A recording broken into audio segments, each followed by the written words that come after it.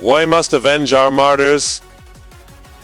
That was the statement of Eugénie de Montijo, Queen of France, upon hearing the news of the executions of French and Spanish bishops in Viet Nam. And then what? French retaliated by sending troops to colonize Viet Nam for nearly a century. But why Viet Nam? Is it solely for religious reasons?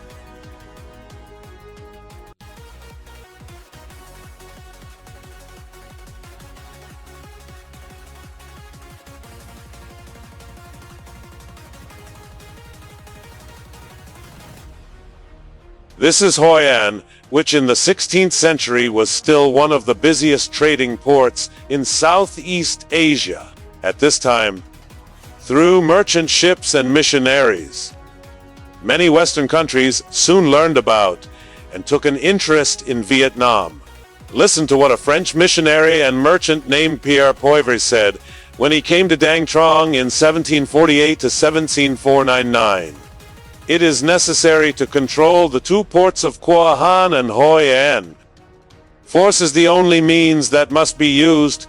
That's the problem. Now, imagine waking up one morning to find yourself as a king of the Nguyen dynasty in the first half of the 19th century. You open your door and see Westerners invading everywhere around you, from India, China, Singapore, to Indonesia. You look out to sea and see Western ships constantly coming to demand that you allow trade and freedom of religion.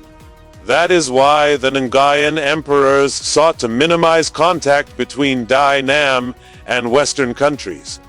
Conversely, these countries, particularly France, made numerous attempts to establish contact with the Nguyen dynasty.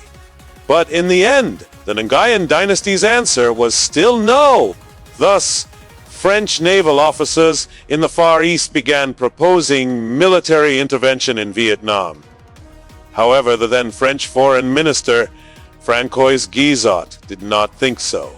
Guizot argued that France needed an alliance with Britain to quickly restore its status as a major power in Europe.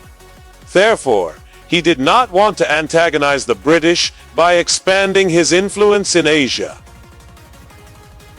However, by 1844, as the Opium War in China expanded, the French were also allowed to participate in trade in this extremely lucrative market. Therefore, Guizot tasked General C.A. Sill with finding France a base in East Asia, similar to British Singapore, Portuguese Macau, or Dutch Indonesia. Nevertheless, Guizot's instructions remained that, to avoid trouble with Britain, C.A. Sill should not interfere in Viet Nam. Somehow, C.A. Sill's naval forces eventually captured Basilan, a small island near the Philippines. However, Spain, which was occupying the Philippines at the time, objected, arguing that Basilan belonged to the Philippines, and therefore France had to withdraw. Meanwhile, French missionaries in Viet Nam said the French would have a naval base there if they helped restore the Le dynasty. C.A. Sill therefore proposed intervention in Viet Nam. But Guizot still didn't listen, of course, because he didn't want to offend England. This caused extreme dissatisfaction among French officers and missionaries in the Far East. They felt the government didn't care about them. One clergyman even compared this action to a dog that only barks from a distance, but doesn't dare to bite. Furthermore, public opinion in France became even more outraged by reports revealing the mistreatment of Catholics by the AP Nam court. This issue is quite complex to discuss fully in this video, so we may address it in another video. Returning to this story, in France in 1852, this man ascended to the throne as emperor with the support of conservative parties, especially the Catholic faction. That was Napoleon III. and the French emperor understood that he had a responsibility to protect the Catholic community, which was suffering greatly in China and Vietnam. Of course, for Napoleon III, religion wasn't the only reason. Every invasion is unjust, but it always needs a just cause. And religion is the perfect reason for the French right now. Importantly, the annexation of Vietnam would bring many benefits to France's colonial ambitions. Napoleon III therefore received many proposals to attack Viet Nam. 1. First, from French naval officers operating in Chinese waters. They wanted a base in the Far East, so the fleet would have a place to station itself, repair, resupply, and take shelter from storms. Vietnam has no shortage of positions that meet this need. 2. Secondly, French diplomats in China, such as Alphonse de Bourboulon, repeatedly suggested that France conquer Korea and Vietnam. 3. And third, there are the clergy, including Huc, Legrand de la Lyre, and Pellerin. Among them, Huc had only recently arrived in China and had never been to Vietnam. However, he was particularly concerned about military intervention in Vietnam. Prior to 1957, he had suggested to Napoleon III that France should occupy Korea, Madagascar, and Da Nang. In January 1857, Huc sent another proposal to Napoleon III. He argued that France had an undeniable right under the 1787 treaty, even though France had not initially implemented it. And he believed that conquering Vietnam was the easiest thing in the world, given that France possessed more than enough forces to accomplish it. A gentle, hard-working people, perfectly suited to spreading the Christian faith, are groaning under a horrific tyrannical regime. This nation will welcome us as liberators, as benefactors. It only takes a short time to convert them completely to Christianity and make them loyal to France. Legrand de la Lyre, on the other hand, argued, politically conquering Vietnam would help limit British power in the Far East, Spanish power in the Philippines, and Dutch power in Indonesia. France would have a base for supplies, trade, and shelter for ships in the region when needed.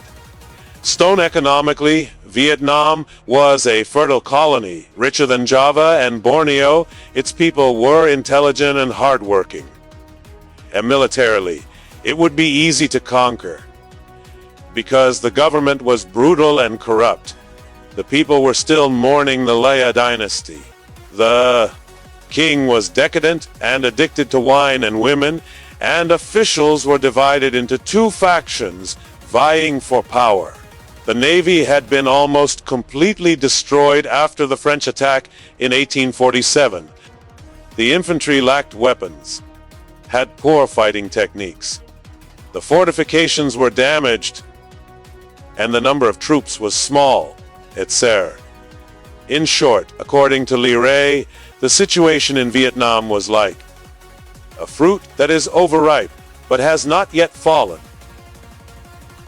Lord, don't let it fall into the hands of the English. Lyre even proposed a detailed attack plan, primarily through diplomacy.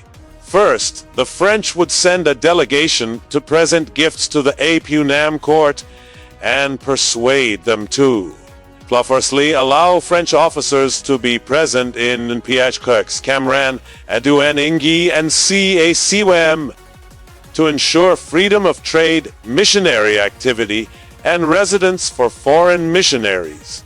Secondly, the French would permanently possess Adien Ing, Hien, and allow Chiem as shelters, supply depots, and storage facilities for ships.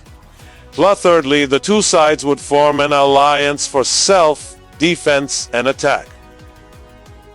However, Lyre was not very confident that this diplomatic plan would succeed, so he had already devised a plan for military intervention. Specifically, If the Nguyen dynasty did not accept the above conditions, they would proceed with protectorate status. If they remained stubborn, the French would simultaneously launch a massive attack on Bien C case, northern Vietnam, and Nha Dang, overthrowing the Nguyen dynasty and establishing a new government. A man posing as a descendant of the La dynasty ascended to the throne in Hanoi. The reason France was able to act so forcefully was that if Vietnam refused such reasonable conditions, it would be essentially making itself a culprit in the eyes of the world by shamelessly severing ties with an ally.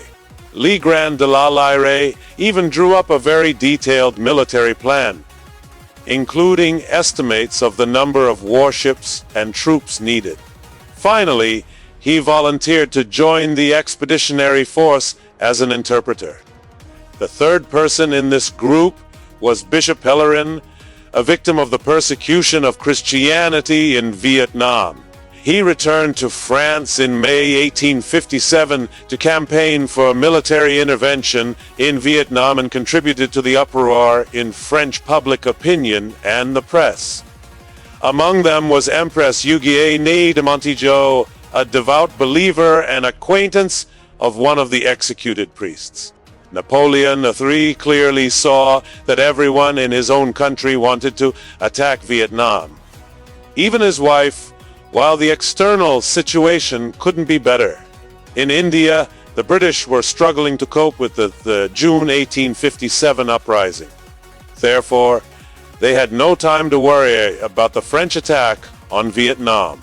In China, due to the attack on Guangzhou in December 1857, the French Far East Fleet had been reinforced with 8 more warships. This was enough to send troops to attack Vietnam. Meanwhile, in Vietnam, King Tu Duc had just issued an order to behead the Spanish Bishop Diaz on July 20, 1857. This immediately gave France a reason to draw Spain into the war. It was even more convenient because Spain already had troops in the Philippines. In fact, Napoleon III had already decided to attack Vietnam before that. These advantages only reinforced that decision. Therefore, a commission for Cochinchinas, Commission de la Cochinchina, was formed. Established with Baron Brenier as chairman, the commission met from April 28 to May 18, 1857.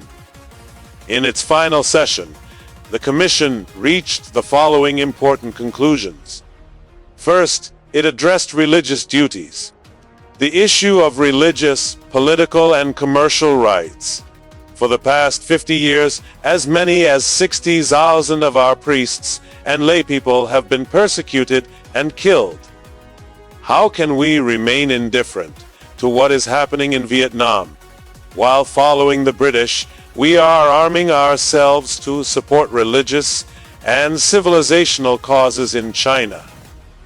Political interests are the driving force behind everything, propelling Western nations toward the Far East.